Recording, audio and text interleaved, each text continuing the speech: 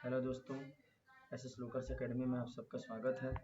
आज के इस वीडियो में मैं आप सबको 10th क्लास का काव्यखंड का पहला पाठ राम नाम बिनु बिरथे जग जन्मा का सब्जेक्टिव और ऑब्जेक्टिव क्वेश्चन कराने वाला हूं। तो आप सभी लोग इस वीडियो को शुरू से आखिरी तक ज़रूर देखिएगा ताकि आप सभी लोग इस पाठ के सब्जेक्टिव और ऑब्जेक्टिव क्वेश्चन को अच्छे से समझ सकें। तो चलिए वीडियो को शुरू करते हैं। सबसे पहले हमारा पहला नंबर ऑब्जेक्टिव है, रहीरास किसकी रचना है। रहीरास किसकी रचना है? तो यह गुरु नानक जी की रचना है। पहला नंबर प्रश्न का correct answer option number B होगा। इसी तरीके से हमारा दूसरा नंबर प्रश्न है, वाणी कब 20 के समान हो जाती है। वाणी कब 20 के समान हो जाती है? तो राम के नाम के बिना। तो दूसरा नंबर प्रश्न का करेक्ट आंसर हमारा ऑप्शन नंबर ए होगा। अगला प्रश्न हमारा तीसरा नंबर है, गुरु नानक की रचना कौन सी है। गुरु नानक की रचना कौन सी है? इसका उत्तर हो जाएगा, जो नर दुख में दुख नहीं माने। तो तीसरा नंबर प्रश्न का correct answer option number C होगा। अगला प्रश्न हमारा चौथा नंबर है कि सिख धर्म के प्रवर्तक या परिवर्तन किसने किया। सिख धर्म का परिवर्तन किसने किया? तो इसका उत्तर हो जाएगा गुरु नानक ने। यानी सिख धर्म के प्रवर्तक कौन माने जाते हैं? तो गुरु नानक माने जाते हैं। चौथा का correct answer option number A होगा। इसी तरीके से हमारा पांचवा नंबर प्रश्न है, गुरु नानक का जन्म स्थान है। गुरु नानक का जन्म स्थान कौन सा है? तो तलवंडी ग्राम। तलवंडी ग्राम जो कि आज के समय में लाहौर में पड़ता है, पाकिस्तान में, वहाँ इनका जन्म हुआ था। तो पांचवा नंबर का correct answer option number B होगा। इसी तरीके से अगला प्रश्न है कि गुरु नानक का जन्म स्थान कहा जाता है। गुरु नानक का जन्म स्थान कहा जाता है कहाँ पे? तो नानकाना साहब। नानकाना साहब पाकिस्तान में जो इनका जन्म हुआ था। तो छठा नंबर प्रश्न का correct answer option number D होगा। उसी तरीके से हमारा सातवां नंबर प्रश्न है कि गुरु नानक के पिता थे। गुरु नानक के पिता कौन थे? तो कालू चंद्र खत्री इनके पिता का नाम था, कालू चंद्र खत्री। इसी तरीके से हमारा आठवां नंबर प्रश्न है कि गुरु नानक की माता का नाम क्या था। गुरु नानक की माता का नाम क्या था? तो इनकी माता का नाम क्या था? तो तृप्ता था। तृप्ता, तृप्ता, ठीक ना, तृप्ता इनकी माता का नाम था। ठीक, माता का नाम तृप्ता था। तो पहला हमारा ऑप्शन जो है सही होगा। ठीक, इसी तरीके से हम 9वां नंबर प्रश्न की ओर बढ़ेंगे। कहा जा रहा है कि सिख धर्म के प्रवर्तक थे। सिख धर्म के प्रवर्तक कौन थे? तो हमारे गुरु नानक जी थे। 9 नंबर प्रश्न का correct answer option number B होगा। अगला प्रश्न हमारा 10वां नंबर है कि किस मुगल सम्राट से गुरु नानक की भेंट हुई थी। किस मुगल सम्राट से गुरु नानक की भेंट हुई थी? तो बाबर जो था, बाबर मुगल वंश का संस्थापक था। इसी से जो है गुरु नानक जी की भेंट होती है, मुलाकात होती है। हमने पढ़ा भी था पाठ के दौरान कि गुरु नानक जी जो है बाबर से भेंट करते हैं, मुलाकात करते हैं। ठीक, अगला प्रश्न हमारा 11वां नंबर है, गुरु नानक की रचनाओं का संग्रह किनके द्वारा किया गया था। गुरु नानक की रचनाओं का संग्रह किनके द्वारा किया गया था? तो गुरु अर्जुन देव जी के द्वारा। 11 नंबर प्रश्न का correct answer option number C होगा। इसी तरीके से हमारा 12वां नंबर प्रश्न है कि गुरु नानक देव की रचनाओं का संग्रह किस नाम से हुआ था। गुरु नानक देव की रचनाओं की संग्रह किस नाम से हुआ था? तो गुरु ग्रंथ साहिब के नाम से। गुरु ग्रंथ साहिब के नाम से जो इनकी रचनाओं का संग्रह किया गया था। तो 12वां नंबर प्रश्न का correct answer option number C होगा। इसी तरीके से हमारा 13वां नंबर प्रश्न है, गुरु नानक की रचनाओं का संग्रह किस वर्ष हुआ था। तो गुरु नानक की रचनाओं का संग्रह किस वर्ष हुआ था? तो इसका 13वां नंबर प्रश्न का correct answer option number B होगा। 1604 ईस्वी में, 1900 नहीं 1604 ईस्वी में जो है इनकी रचनाओं का संग्रह किया गया था। इसी तरीके से 14वां नंबर प्रश्न हमारा कि गुरु नानक देव ने क्या कहते हुए प्राण त्यागे थे। गुरु नानक देव ने क्या कहते हुए प्राण त्यागे थे? तो वाहे गुरु कहते हुए उन्होंने अपने प्राण को त्यागा था। तो 14 नंबर प्रश्न का correct answer option number B होगा। उसी तरीके से हमारा प्रश्न संख्या 15 है कि नानक देव ने जगत का सार किसे कहा है? नानक देव ने जगत का सार किसे कहा है? तो इसका उत्तर हो जाएगा पूजा पाठ को। पूजा पाठ को उन्होंने जगत का सार बताया है। इसी तरीके से 16वां नंबर प्रश्न है कि किसके बिना संसार में जन्म लेना व्यर्थ है। 16 नंबर प्रश्न कह रहा है कि किसके बिना संसार में जन्म लेना व्यर्थ है? कि भगवत नाम के बिना, यानी जो हमारे भगवान है, ईश्वर है, उनके नाम के बिना संसार में जन्म लेना व्यर्थ है। ठीक। इसी तरीके से 17वां नंबर प्रश्न कह रहा है कि ब्रह्म का निवास स्थान है। ब्रह्म का निवास स्थान कहाँ है? तो संत हृदय में। ठीक, संत हृदय में जो है ब्रह्म का निवास स्थान है। इसी तरीके से हमारा 18वां नंबर प्रश्न कर रहा है कि महियल का मानक आधुनिक शब्द है। महियल का मानक आधुनिक शब्द क्या है? तो महियल का मानक आधुनिक शब्द हो जाएगा धरती। इसका correct answer option number C होगा। उसी तरीके से हमारा 19वां नंबर प्रश्न है कि हरिरस किसे कहा गया है? 19वां नंबर प्रश्न में कहा जा रहा है कि हरिरस किसे कहा गया है? इसका correct answer option number C होगा, ब्रह्मानंद को। ब्रह्मानंद को जो है हरिरस कहा गया है। तो 19वां नंबर प्रश्न का correct answer option number C होगा। उसी तरीके से हमारा 20वां नंबर प्रश्न है कि गुरु नानक किस भक्ति धारा के कवि हैं? गुरु नानक किस भक्ति धारा के कवि हैं? तो ये हमारा निर्गुण भक्ति धारा के कवि माने जाते हैं। तो 20वां नंबर प्रश्न का correct answer option number A होगा। नेक्स्ट प्रश्न हमारा 21वां नंबर है कि गुरु नानक ने प्रचार किया, मतलब गुरु नानक ने किस चीज का प्रचार किया? तो निर्गुण ब्रह्म की भक्ति का उन्होंने प्रचार किया था। तो इसका correct answer option number B होगा। उसी तरीके से हमारा 22वां नंबर प्रश्न है गुरु नानक की रचनाओं के संग्रह का क्या नाम है? गुरु नानक के रचनाओं की संग्रह का क्या नाम है? इनकी रचनाओं के संग्रह का नाम गुरु ग्रंथ साहिब है। तो 22 नंबर प्रश्न का correct answer option number B होगा। नेक्स्ट प्रश्न हमारा 23वां नंबर है कि आशा दीवार किसकी रचना है?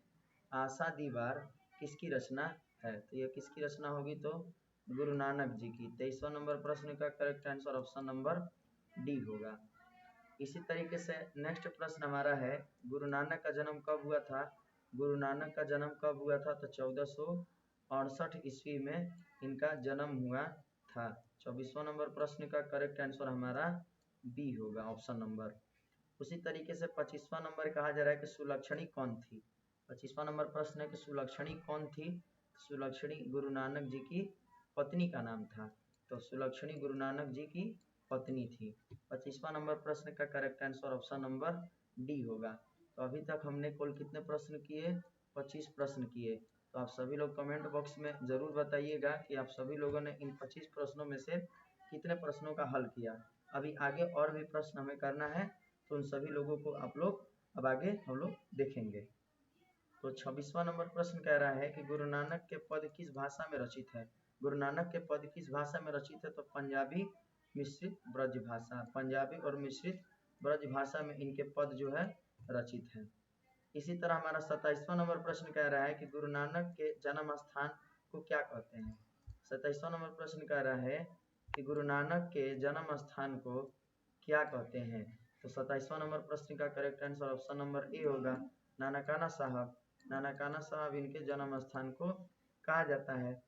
उसी तरीके से 28वां नंबर प्रश्न है कि नानकाना साहब कहाँ स्थित है? तो कहाँ है? तो पाकिस्तान में है। तो 28वां नंबर प्रश्न का correct answer option number B हो जाएगा। इसी तरीके से 29वां नंबर प्रश्न है कि गुरु नानक की रचना है। अब इनमें से कहा जा रहा है कि आप बताइए कि गुरु नानक की रचना इनमें से कौन सी है? ये 29वां नंबर प्रश्न हमसे पूछा जा रहा है। 29वां नंबर प्रश्न कि गुरु नानक जी की रचना इनमें से कौन सी है? तो गुरु नानक जी की रचना इनमें से सभी होगा, ठीक ना। जपू जी भी होगा, आशा दीवार भी होगा, सोहिला भी होगा, ये तीनों होगा। तो 29वां नंबर प्रश्न का हमारा correct answer option number D होगा। ठीक। उसी तरीके से 30वां नंबर प्रश्न कर रहा है कि गुरु नानक ने किन्हें सम्मान दिया? गुरु नानक ने किन्हें सम्मान दिया? 30वां नंबर प्रश्न में तो किन्हें सम्मान दिया? तो स्त्रियों को। गुरु नानक ने किसे सम्मान दिया? तो स्त्रियों को सम्मान दिया था। उसी तरीके से 31वां नंबर हमारा प्रश्न है कि जो नर दुख में दुख नहीं माने किस लेखक की कृति है? तो ये हमारा पाठ का ही नाम है, तो इसके लेखक कौन होंगे? तो गुरु नानक। तो 31वां नंबर प्रश्न का करेक्ट आंसर हमारा बी हो जाएगा। उसी तरीके से हमारा आखिरी नंबर प्रश्न है 32वां नंबर जो कि आज के ऑब्जेक्टिव का हमारा आखिरी प्रश्न है 32वां नंबर। कहा जा रहा है इसमें कि कौन पहले संत है। 32वां नंबर प्रश्न में कहा जा रहा है कि कौन पहले संत है जिन्होंने विदेशी आक्रमणकारियों के विरोध में आवाज उठाया। कौन पहले संत है जिन्होंने विदेशी आक्रमणकारियों के विरोध में आवाज उठाया था, तो हमारे वो गुरु नानक जी थे। तो 32वां नंबर प्रश्न का हमारा correct answer option number D हो जाएगा। तो आज हमने टोटल कितना ऑब्जेक्टिव किया, पहला लेसन का काव्य खंड का, तो हमने टोटल 32 ऑब्जेक्टिव किया। तो आप सभी लोग कमेंट में बताइएगा कि इन 32 प्रश्नों में से आप सभी लोगों ने कितने प्रश्नों का सही सही हल किया। आप सभी लोग जरूर बताइएगा, ठीक, कितने प्रश्न आपने हल किए। क्लियर। अब आगे इसके हम लोग चलेंगे इस पाठ का सब्जेक्टिव क्वेश्चन की ओर। इस पाठ में टोटल जो है 9 सब्जेक्टिव क्वेश्चन दिए गए हैं। तो अब हम लोग एक एक करके जो है उन सब्जेक्टिव क्वेश्चन को भी करेंगे आगे। तो पहला नंबर प्रश्न हमारा कह रहा है कि कवि किसके बिना जगत में यह जन्म व्यर्थ मानता है। इसका उत्तर हो जाएगा कि कवि राम नाम के बिना जगत में यह जन्म व्यर्थ मानता है। राम नाम के बिना व्यतीत होने वाला जीवन केवल विष का भोग करता है। क्लियर। इसी तरीके से हमारा दूसरा नंबर प्रश्न है कि वाणी कब विष के समान हो जाती है। वाणी कब विष के समान हो जाती है। इसका उत्तर हो जाएगा कि जब वाणी बाह्य आडंबर से संपन्न होकर राम नाम का को त्यागती है तब वह विष हो जाती है। राम नाम के अतिरिक्त उच्चरित ध्वनि काम क्रोध मद सेवन आदि से परिपूर्ण होता है। ठीक। उसके बाद आगे कहा जा रहा है हमारा तीसरा नंबर प्रश्न की ओर। तीसरा नंबर प्रश्न कह रहा है कि नाम कीर्तन के आगे कवि किन कर्मों की व्यर्थता सिद्ध करता है। इसका उत्तर होगा कि पुस्तक पाठ, व्याकरण के ज्ञान के बखान, दंड कमंडल धारण करना, शिखा बढ़ाना, तीर्थ भ्रमण, जटा बढ़ाना, तन में भस्म लगाना, वस्त्र विहीन होकर नग्न रूप में घूमना इत्यादि कर्म ईश्वर प्राप्ति के साधन माने जाते हैं। लेकिन कवि कहते हैं कि भगवत नाम कीर्तन के आगे ये सब कर्म व्यर्थ है। उसी तरीके से हमारा चौथा नंबर प्रश्न है कि प्रथम पद के आधार पर बताएं कि कवि ने अपने युग में धर्म साधना के कैसे कैसे रूप देखे थे। तो इसका उत्तर होगा कि प्रथम पद में कवि ने धर्म साधना के अनेक लोक प्रचलित रूप की चर्चा करते हैं।